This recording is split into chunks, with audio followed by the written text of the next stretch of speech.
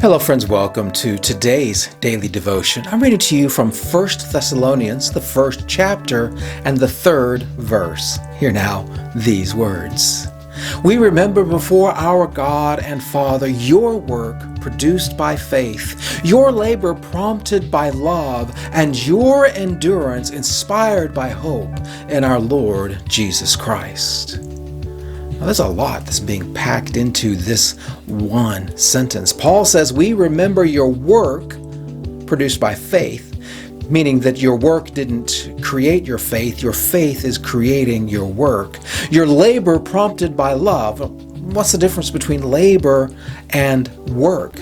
I'm really not quite sure, but Paul is helping to make this distinction. Maybe the work is the individual thing and the labor is the culmination of all those works. That becomes our labor, and that is inspired by love, taking care of others, paying attention to God. And finally, your endurance inspired by hope.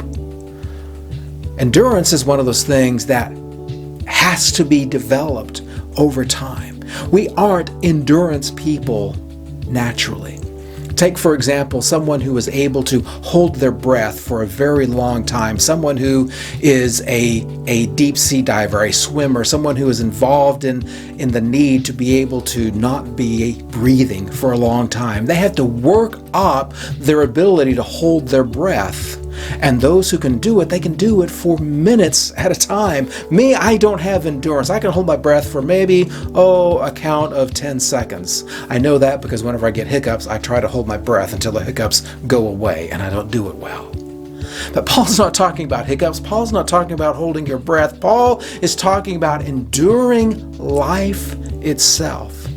Being able to take everything that happens in our lives and applying it to our walk in faith, our works of faith, our labor of love, to keep on doing those things without getting any recognition, without receiving any thanks, without getting any compensation or reward. We just do it because it's what we want to do for God. That, my friends, is holy endurance. And so if you are feeling like, I'm tired of this church thing, I don't know about this Jesus thing, I'm ready to go do something else, I'm going to invite you to reconsider and to think about the love of God given to you through Jesus Christ and endure a little bit longer. Let your faith keep going. Because as John Wesley learned, you preach faith until you have faith, and then when you have faith, you can preach faith.